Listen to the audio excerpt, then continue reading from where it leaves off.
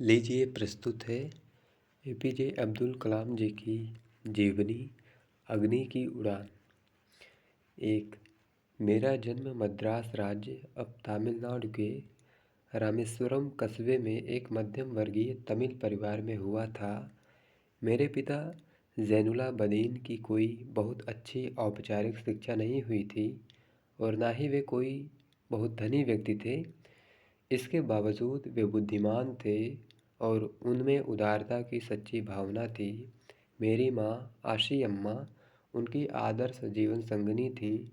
मुझे याद नहीं है कि वे रोज़ाना कितने लोगों को खाना खिलाती थीं, लेकिन मैं यह पक्के तौर पर कह सकता हूँ कि हमारे सामूहिक परिवार में जितने लोग थे, उससे कहीं ज़्यादा लोग हमारे यहाँ भोजन करते थे।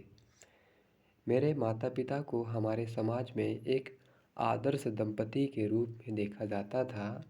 मेरी माँ के खानदान का बड़ा सम्मान था और उनके एक वंशज को अंग्रेज़ों ने बहादुर की पदवी भी दे डाली थी। मैं कई बच्चों में से एक था, लंबे चौड़े व सुंदर माता पिता का, छोटी कद काठी का, साधारण सा दिखने वाला बच्चा। हम लोग अपने पुश्तैनी घर में रहते थे। यह घर 19वीं शताब्दी के मध्य में बना था। रामेश्वरम की मस्जिद वाली गली में बना यह घर चूने पत्थर व ईंट से बना, पक्का और बड़ा था। मेरे पिता आडंबरहीन व्यक्ति थे और सभी अनावश्यक एवं ऐशो आराम वाली चीज़ों से दूर रहते थे, पर घर में सभी आवश्यक चीज़ें समुचित मात्रा में सुलभता से उपलब्ध थीं। वास्तव में मैं कहूँगा कि मेरा बचपन बहुत ही निश्चिंतता और सादेपन में बीता, भौतिक एवं भावात्मक दोनों ही तरह से। मैं प्रायः अपनी माँ के साथ ही रसोई में नीचे बैठकर खाना खाया करता था। वे मेरे सामने केले का पत्ता बिछाती और फिर उस पर चावल एवं सुगंधित स्वादिष्ट सांभर देती। साथ में घर का बना अचार और नारियल की ताज़ी चटनी भी होती। प्रतिष्ठित शिव मंदिर, जिसके कारण रामेश्वरम प्रसिद्ध तीर्थ स्थल है, का हमारे घर से 10 मिनट का पैदल रास्ता था। जिस इलाके में हम रहते थे वह मुस्लिम बहुल था, लेकिन वहाँ कुछ हिंदू परिवार भी थे जो अपने मुसलमान पड़ोसियों के साथ मिलजुल कर रहते थे। हमारे इलाके में एक बहुत ही पुरानी मस्जिद थी, जहाँ शाम को नमाज के लिए मेरे पिताजी मुझे अपने साथ ले जाते थे। अरबी में जो नमाज अता की जाती थी, उसके बारे में मुझे कुछ पता तो नहीं था, लेकिन यह पक्का विश्वास था कि ये बातें ईश्वर तक ज़रूर पहुँच जाती हैं। नमाज के बाद जब मेरे पिता मस्जिद से बाहर आते तो विभिन्न धर्मों के लोग मस्जिद के बाहर बैठे उनकी प्रतीक्षा कर रहे होते। उनमें कई लोग पानी के कटोरे मेरे पिता के सामने रखते। पिताजी अपनी उंगलियों उस पानी में डुबोते जाते और कुछ पढ़ते जाते। इसके बाद वह पानी बीमार लोगों के लिए घरों में ले जाया जाता।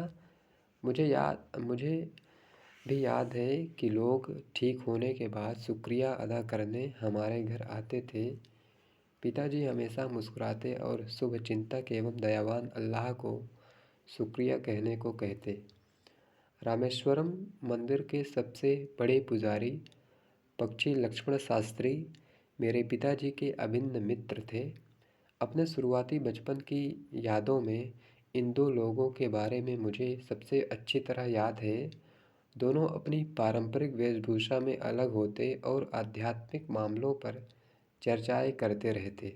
जब मैं प्रश्न पूछने लायक बड़ा हुआ तो मैंने पिताजी से नमाज की प्रासंगिकता के बारे में पूछा। पिताजी ने मुझे बताया कि नमाज में रहस्य में कुछ भी नहीं है। नमाज से लोगों के बीच भाईचारे की भावना संभव हो पाती है। वे कहते, जब तुम नमाज पढ़ते हो तो तुम अपने शरीर से इतर ब्रह्मांड का एक हिस्सा बन जाते हो, जिसमें दौलत, आयु, जाति या धर्म पंथ का कोई भेदभाव नहीं होता। मेरे पिताजी अध्यात्म की जटिल अवधारणाओं को भी तमिल में बहुत ही सरल ढंग से समझा देते थे। एक बार उन्होंने मुझसे कहा, खुद उनके वक्त में, खुद उनके स्थान पर जो वे वास्तव में हैं, और जिस अवस्था में पहुँचे हैं, अच्छी या बुरी, हर इंसान भी उसी तरह दैवीय शक्ति रूपी ब्रह्मांड में उसके लिए विशेष हिस्से के रूप में होता है। तो हम संकटों, दुखों या समस्याओं से क्यों घबराएं? जब संकट या दुख आए तो उनका कारण जानने की कोशिश करो। विपत्ति हमेशा आत्मविश्लेषण के अवसर प्रदान करती है। आप उन लोगों को यह बात क्यों नहीं बताते जो आपके पास मदद और सलाह मांगने के लिए आते हैं? मैंने पिताजी से पूछा।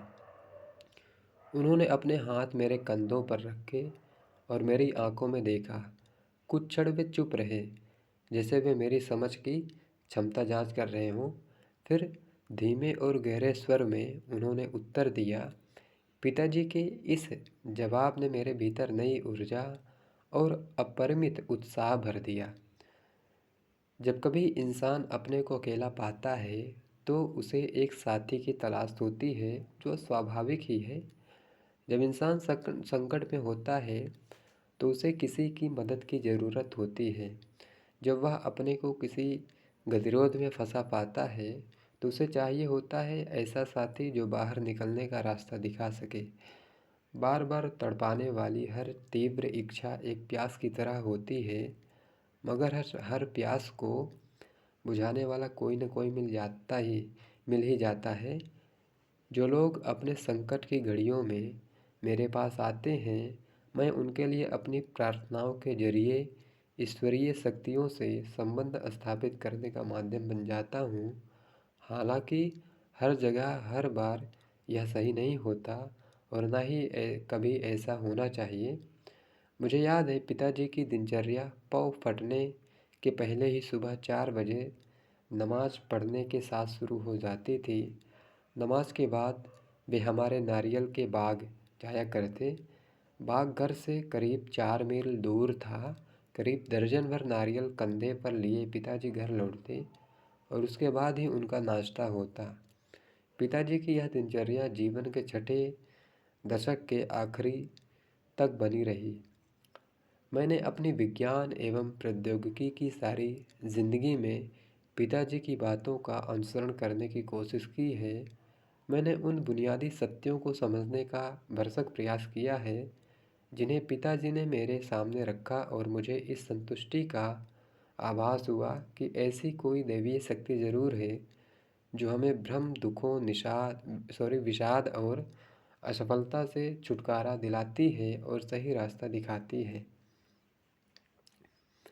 जब पिताजी ने लकड़ी की नौकाएं बनाने का काम शुरू किया, उस समय मैं 6 साल का था।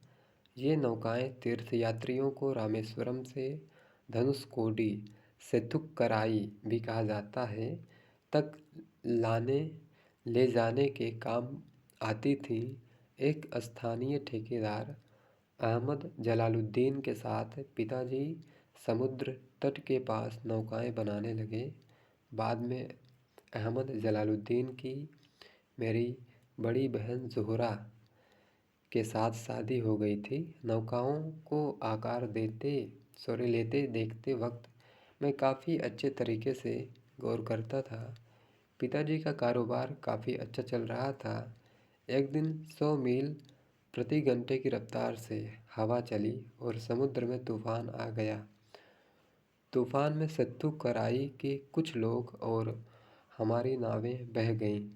उसी में पाम्बान पुल भी टूट गया और यात्रियों से भरी ट्रेन दुर्घटनाग्रस्त हो गई। तब तक मैंने सिर्फ समुद्र की खूबसूरती को देखा था। उसकी अपार एवं अनियंत्रित ऊर्जा ने मुझे हतप्रभ कर दिया। जब तक नाव की यह कहानी बेवक्त डूबी, उम्र में काफ़ी फ़र्क होने के बावजूद अहमद जलालुद्दीन मेरे अंतरंग मित्र बन गए।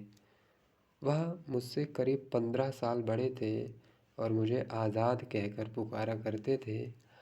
हम दोनों रोज़ाना शाम को दूर तक साथ घूमने जाया करते।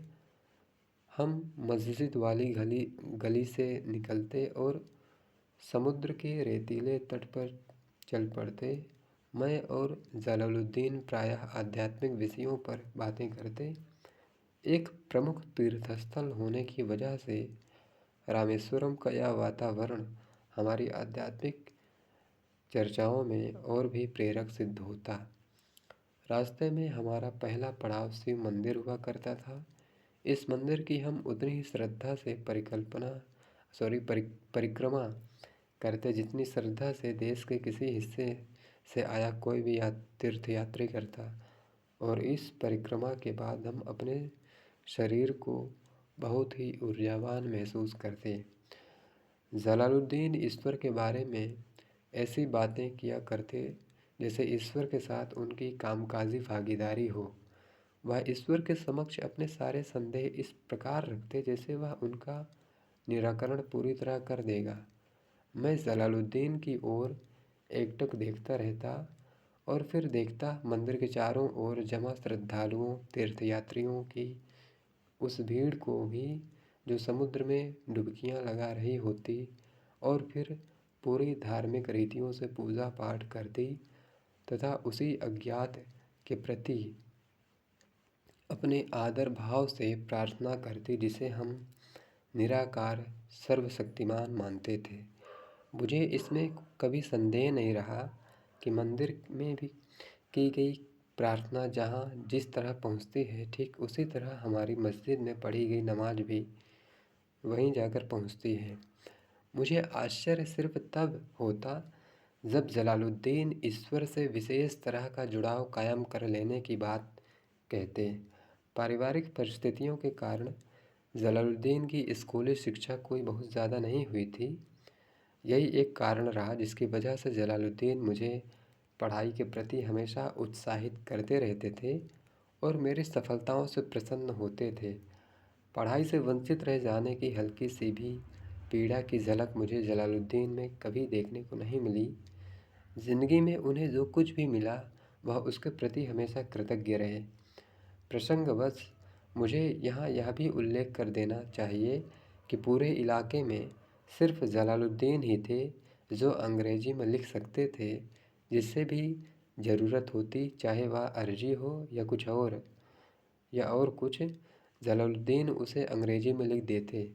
मेरे परिचितों में चाहे मेरे परिवार में हो या आस पड़ोस में जलालुद्दीन के बराबर शिक्षा का स्तर किसी का भी नहीं था और ना ही किसी को उनके बराबर बाहरी दुनिया के बारे में पता था। जलालुद्दीन मुझे हमेशा शिक्षित व्यक्तियों वैज्ञानिक खोजों समकालीन साहित्य और चिकित्सा विज्ञान की उपलब्धियों के बारे में बताते रहते थे। वही थे जिन्होंने मुझे सीमित दायरे से बाहर निकालकर नई दुनिया का बोध कराया। मेरे बाल्यकाल में पुस्तकें एक दुर्लभ वस्तु की तरह हुआ करती थीं। हमारे यहाँ स्थानीय स्तर पर एक पूर्व क्रांतिकारी या कहिए उग्र राष्ट्रवादी STR मानिकम का निजी पुस्तकालय था। उन्होंने मुझे हमेशा पढ़ने के लिए उत्साहित किया। मैं अक्सर उनके घर से पढ़ने के लिए किताबें लाया करता था। दूसरे जिस व्यक्ति का मेरे बाल जीवन पर गहरा असर पड़ा वह मेरे चचेरे भाई शमसुद्दीन थे। वह रामेश्वरम में अखबारों के एकमात्र वितरक थे। अखबार रामेश्वरम स्टेशन पर सुबह की ट्रेन से पहुंचते थे जो पाम्बन से आती थी। इस अखबार एजेंसी को अकेले शमसुद्दीन ही चलाते थे। रामेश्वरम में अखबारों की जुमला 1000 प्रतियां बिकती थीं। इन अखबारों में स्वतंत्रता आंदोलन से संबंधित ताज़ा खबरें ज्योतिष से जुड़े संदर्भ और मद्रास अब चेन्नई के सर्राफा बाजार के भाव प्रमुखता से होते थे। महानगरीय दृष्टिकोण रखने वाले कुछ थोड़े से पाठक हिटलर महात्मा गांधी और जिन्ना के बारे में चर्चाएं करते जबकि ज़्यादातर पाठकों में चर्चा का विषय सवर्ण हिंदुओं के रूढ़िवाद के खिलाफ पेरियार EV रामास्वामी द्वारा चलाया जा रहा आंदोलन होता। दिनमणि अखबार की मांग सबसे ज़्यादा होती थी। चूँकि अखबार में जो कुछ भी छपा होता वह मेरी समझ से परे होता इसलिए शमसुद्दीन द्वारा ग्राहकों को अखबार बांटने से पहले मैं सिर्फ अखबार में छपी तस्वीरों पर नज़र डालकर ही संतोष कर लेता था। सन 1939 में जब द्वितीय विश्व युद्ध छिड़ा, तब मैं 8 वर्ष का था। तभी बाजार में इमली के बीजों की अचानक तेज़ मांग उठी, जिसका कारण मुझे कभी समझ में नहीं आया। मैं इन बीजों को इकट्ठा करता और मस्जिद वाली गली में एक परचून की दुकान पर बेच देता। इससे मुझे एक आना रोज़ मिल जाता था। विश्व युद्ध की खबरें जलालुद्दीन मुझे बताते रहते थे, जिन्हें बाद में मैं दिनमणि अखबार के शीर्षकों में ढूंढने की कोशिश करता। विश्व युद्ध का हमारे यहाँ जरा भी असर नहीं था, लेकिन जल्दी ही भारत पर भी मित्र देशों की सेनाओं में शामिल होने का दबाव डाला गया और देश में एक तरह का आपातकाल घोषित कर दिया गया। उसका पहला नतीजा इस रूप में सामने आया कि रामेश्वरम स्टेशन पर गाड़ी का ठहरना बंद कर दिया गया। ऐसी स्थिति में अखबारों के बंडल रामेश्वरम और धनुषकोडी के बीच रामेश्वरम रोड पर चलती ट्रेन से गिरा दिए जाते थे।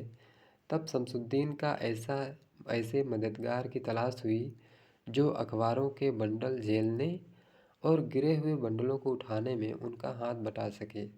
स्वाभाविक है, मैं ही मददगार बना। इस तरह शमसुद्दीन से मुझे अपनी पहली तनख्वाह मिली। आधी शताब्दी गुजर जाने के बाद आज भी मैं अपने द्वारा कमाई पहली तनख्वाह पर गर्व करता हूँ। हर बच्चा एक विशेष आर्थिक, सामाजिक और भावात्मक परिवेश में कुछ वंशानुगत गुणों के साथ जन्म लेता है, फिर संस्कारों के अनुरूप उसे ढाला जाता है। मुझे अपने पिताजी से विरासत के रूप में ईमानदारी और आत्म अनुशासन मिला तथा माँ से ईश्वर में विश्वास और करुणा का भाव। यही गुण मेरे तीनों भाई बहनों को भी विरासत में मिले। लेकिन मैंने जलालुद्दीन और शमसुद्दीन के साथ अपना जो समय गुजारा, उसका मेरे बचपन में एक अद्वितीय योगदान रहा और इसी के रहते मेरे जीवन में सारे बदलाव आए।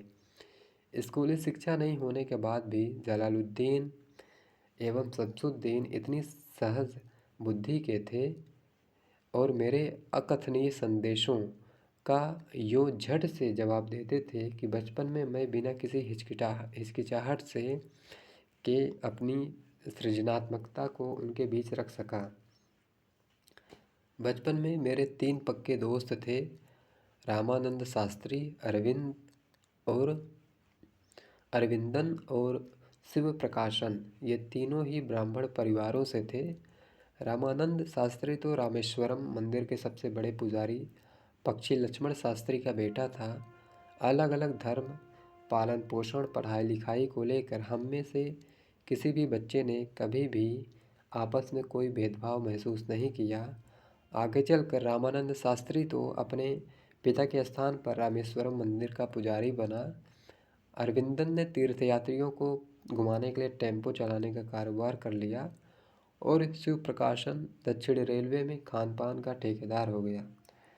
प्रतिवर्ष होने वाले श्री सीताराम विवाह समारोह के दौरान हमारा परिवार विवाह स्थल तक भगवान श्री राम की मूर्तियां ले जाने के लिए विशेष प्रकार की नावों का बंदोबस्त किया करता था।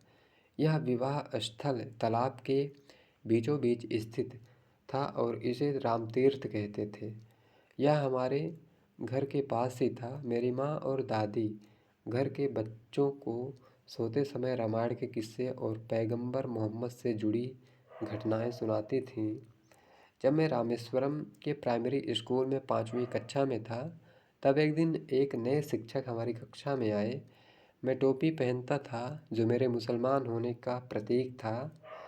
कक्षा में मैं हमेशा आगे की पंक्ति में जनेऊ पहने रामानंद शास्त्री के साथ बैठा करता था। नए शिक्षक को एक हिंदू लड़के का मुसलमान लड़के के साथ बैठना अच्छा नहीं लगा। उन्होंने मुझे उठाकर पीछे वाली बेंच पर चले जाने को कहा। मुझे बहुत बुरा लगा। रामानंद शास्त्री को भी यह बहुत खला। मुझे पीछे की पंक्ति में बैठाए जाते देख वह काफ़ी उदास नज़र आ रहा था। उसके चेहरे पर जो रुआंसी के भाव थे, उसकी मुझ पर गहरी छाप पड़ी। स्कूल की छुट्टी होने पर हम घर गए और सारी घटना अपने घर वालों को बताई। यह सुनकर लक्ष्मण शास्त्री ने उस शिक्षक को बुलाया और कहा कि उसे निर्दोष बच्चों के दिमाग में इस तरह सामाजिक असमानता एवं सांप्रदायिकता का विष नहीं घोलना चाहिए। हम सब भी उस वक्त वहाँ मौजूद थे। लक्ष्मण शास्त्री ने उस शिक्षक से साफ साफ कह दिया कि या तो वह क्षमा मांगे या फिर स्कूल छोड़कर यहाँ से चला जाए। उस शिक्षक ने अपने किए व्यवहार पर न सिर्फ दुख व्यक्त किया बल्कि लक्ष्मण शास्त्री के कड़े रुख एवं धर्मनिरपेक्षता में उसके विश्वास से उस नौजवान शिक्षक में अंततः बदलाव आ गया। पूरे रामेश्वरम में विभिन्न जातियों का जो छोटा सा समाज था वह कई स्तरों में था। इस पृथक्करण के मामले में ये जातियाँ बहुत ही कठोर थी। मेरे विज्ञान के शिक्षक शिव सुब्रमण्यम अय्यर कट्टर सनातनी ब्राह्मण थे और उनकी पत्नी घोर रूढ़िवादी थीं, लेकिन वे कुछ कुछ रूढ़िवाद के खिलाफ हो चले थे। उन्होंने इस सामाजिक रूढ़ियों को तोड़ने के लिए अपनी तरफ से काफ़ी कोशिशें की ताकि विभिन्न वर्गों के लोग आपस में एक दूसरे के साथ मिलकर रह सकें और जातीय असमानता खत्म हो। वे मेरे साथ काफ़ी समय बिताते और कहा करते, कलाम, मैं तुम्हें ऐसा बनाना चाहता हूँ कि तुम बड़े शहरों के लोगों के बीच एक उच्च शिक्षित व्यक्ति के रूप में पहचाने जाओ। एक दिन उन्होंने मुझे खाने पर अपने घर बुलाया।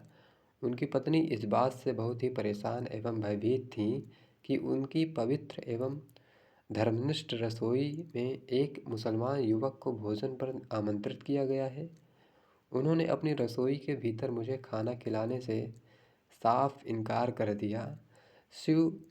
सुब्रमण्यम अय्यर अपनी पत्नी के इस रुख से ज़रा भी विचलित नहीं हुए और न ही उन्हें क्रोध आया, बल्कि उन्होंने खुद अपने हाथ से मुझे खाना परोसा और फिर बाहर आकर मेरे पास ही अपना खाना लेकर बैठ गए। उनकी पत्नी यह सब रसोई के दरवाजे के पीछे खड़ी देखती रहीं।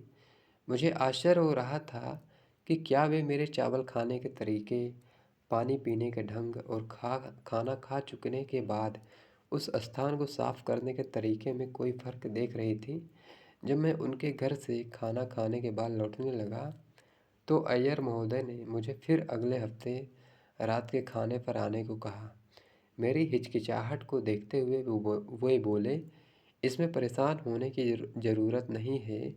एक बार जब तुम व्यवस्था बदल डालने का फैसला कर लेते हो तो ऐसी समस्याएं सामने आती ही हैं। अगले हफ्ते जब मैं शिव सुब्रमण्यम अय्यर के घर रात्रि भोज पर गया तो उनकी पत्नी ही मुझे रसोई में ले गई और खुद अपने हाथों से मुझे खाना परोसा। द्वितीय विश्व युद्ध खत्म हो चुका था और भारत की आज़ादी भी बहुत दूर नहीं थी। गांधी जी ने ऐलान किया, भारतीय स्वयं अपने भारत का निर्माण करेंगे। पूरे देश में अप्रत्याशित उम्मीदें थीं। मैंने अपने पिताजी से रामेश्वरम छोड़कर जिला मुख्यालय रामनाथपुरम जाकर पढ़ाई करने की अनुमति मांगी। उन्होंने सोचते हुए कहा, अबुल, तुम्हें आगे बढ़ने के लिए जाना होगा। तुम्हें अपनी लालसाएं पूरी करने और आगे बढ़ने के लिए उस जगह चला जाना चाहिए जहां तुम्हारी ज़रूरतें पूरी हो सकती हैं। हमारा प्यार तुम्हें बांधेगा नहीं और ना ही हमारी ज़रूरतें तुम्हें रोकेंगी। मेरी हिचकिचाती हुई माँ को उन्होंने खलील जिब्रान का हवाला देते हुए कहा, तुम्हारे बच्चे तुम्हारे नहीं हैं, वे तो खुद के लिए जीवन की लालसाओं के बेटे बेटियां हैं। वे तुम्हारे ज़रिए आते हैं लेकिन तुमसे नहीं आते। तुम उन्हें अपना प्यार दे सकती हो लेकिन अपने विचार नहीं। उनके खुद के अपने विचार होते हैं। पिताजी हम चारों भाइयों को मस्जिद ले गए और पवित्र कुरान से अल फातिहा पढ़कर प्रार्थना की। फिर पिताजी मुझे रामेश्वरम स्टेशन पर छोड़ने आए और कहा, इस तरह तुम्हारा शरीर तो रह सकता है लेकिन तुम्हारा मन नहीं। तुम्हारे मन को तो कल के उस घर में रहने जाना है जहाँ हम में से कोई भी रामेश्वरम से वहाँ नहीं जा सकता और ना ही सपनों में देख सकता है। मेरे बच्चे, ईश्वर तुम्हें खुश रखे। शमसुद्दीन और अहमद जलालुद्दीन मुझे रामनाथपुरम के स्वार्ट्स हाई स्कूल में दाखिल कराने और वहाँ मेरे रहने का बंदोबस्त करने के लिए मेरे साथ आए थे। किसी भी तरह मुझे यहाँ अच्छा नहीं लग रहा था। रामनाथपुरम कस्बा समृद्ध होते हुए भी बनावटीपन में जीता समाज था। इसकी आबादी करीब 50,000 थी, लेकिन रामेश्वरम जैसी सुसंगति और सद्भाव यहाँ नहीं था। मुझे घर की बड़ी याद आ रही थी और मैं रामेश्वरम जाने का हर मौका तलाशता रहता। रामनाथपुरम में पढ़ाई के अच्छे अवसर के बाद भी मैं अपनी माँ की बनाई दक्षिण भारतीय मिठाई पोली की याद नहीं भुला पाता। मेरी माँ पोली की 12 तरह से मिठाइयाँ बना लेती थीं और हर किस्म की मिठाई की अपनी अलग सुगंध एवं स्वाद होता था। घर की बहुत याद आने के बावजूद मैं नए माहौल में रहकर पिताजी के सपने को साकार करने के प्रति कटिबद्ध था, क्योंकि मेरी सफलता से पिताजी की बहुत बड़ी उम्मीदें जुड़ी थी। पिताजी मुझे कलेक्टर बनना देखना चाहते थे और मुझे लगता था कि पिताजी के सपने को साकार करना मेरा फर्ज है। हालांकि परिवार, सुरक्षा और रामेश्वरम की सारी सुख सुविधाएं मुझसे छूट गई थी। जलालुद्दीन मुझसे हमेशा सकारात्मक सोच की शक्ति की बात किया करते थे और जब भी मुझे घर की याद आती या मैं उदास होता तो मैं प्रायः उनकी कई बातों को मन में याद कर लेता। उनके कहे अनुसार मैंने अपने मन के विचारों एवं मस्तिष्क को स्थिर रखने और लक्ष्य को पाने के लिए कठोर परिश्रम किया। मैं रामेश्वरम नहीं लौटा, बल्कि अपने घर से और दूर चलता चला गया।